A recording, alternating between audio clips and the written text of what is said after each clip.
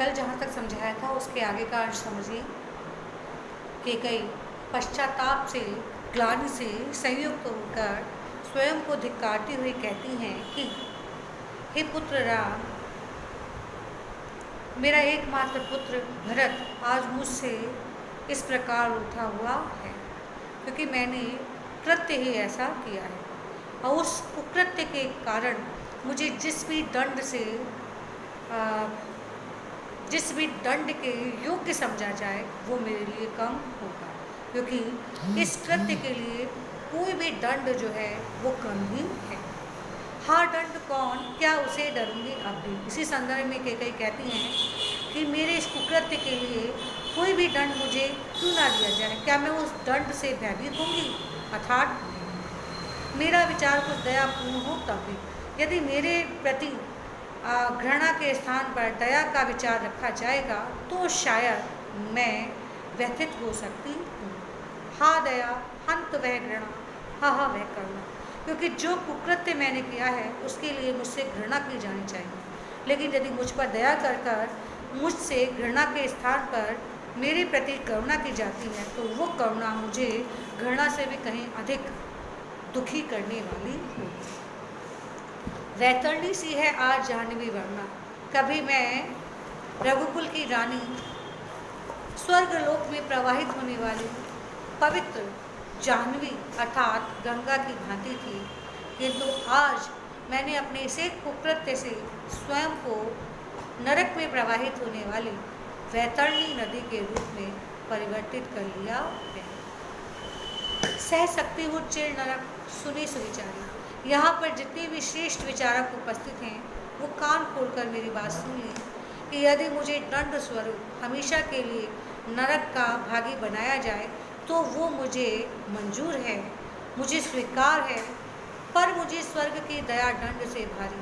किंतु यदि मुझ पर दया करते हुए मुझे नरक के स्थान पर स्वर्ग में स्थान दिया जाए तो स्वर्ग की प्राप्ति मेरे लिए दंड से भी कहीं अधिक कष्टकारी हो।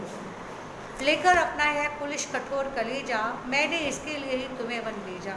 हे पुत्र राम, अपने इसी पुत्र भरत के लिए मैंने अपने हृदय को वज्र के समान कठोर बनाकर तुम्हें 14 वर्ष के लिए वनवास भेजा था। घर चलो, इसी के लिए ना रूठो अब। अब मैं अपने इसी पुत्र भरत का तुम्हें वास्ता देती हूँ, अपने इसी भाई के लिए तुम अब रूठे ना रहो और वापस अपने घर अर्थात अयोध्या लौट जाओ।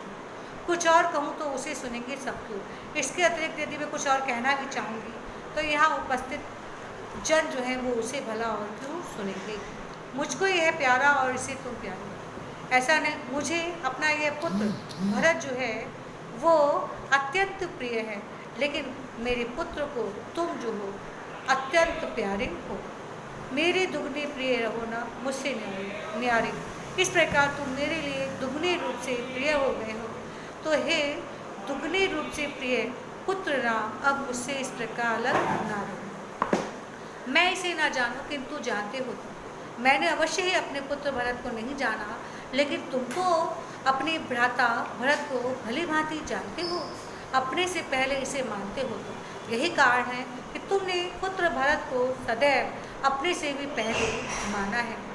तुम भ्राताओं का प्रेम परस्पर जैसा, तुम दोनों भाइयों का एक दूसरे के प्रति जैसा प्रगाढ़ और घनिष्ठ प्रेम इस समय हम सब पर प्रकट हुआ है, यदि तुम दोनों का परस्पर प्रेम वैसा ही है तो पाप दोष भी पूर्ण दोष है मेरा।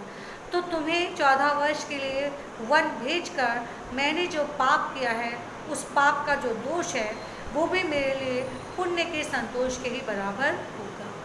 मैं रहूं पंकिला, पदम कोश है मेरा। मैं स्वयं को कीचड़ मानती हूँ, मैं भले ही कीचड़ हूँ, लेकिन मेरा पुत्र भरत तो कीचड़ में खिलने वाले कमल की भांति है।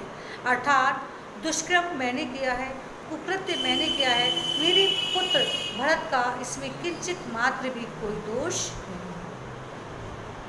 आगत ज्ञानी जन उच्च भाल ले लेकर यहाँ पर जितने भी बुद्धिजीवी वर्ग सभा के रूप में अयोध्या वासियों के साथ यहाँ उपस्थित हुए हैं, उन सभी ने अपने ज्ञान से उच्च मस्तक के साथ अनेकों युक्तियाँ देकर तुम्हें समझाने का प्रयास किया है, वापस अयोध्या लौट चलने के लिए मनाने का उपक्रम किया है।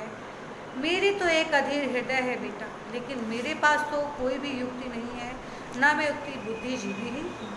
मेरे पास तो एक अधीर हृदय है, वो अधीर हृदय जिससे मैंने आज तुम्हें अपने व्याकुल होकर, जिस अधीर हृदय से मैंने आज तुम्हें अपनी भुजाओं में समेट कर लगाया है।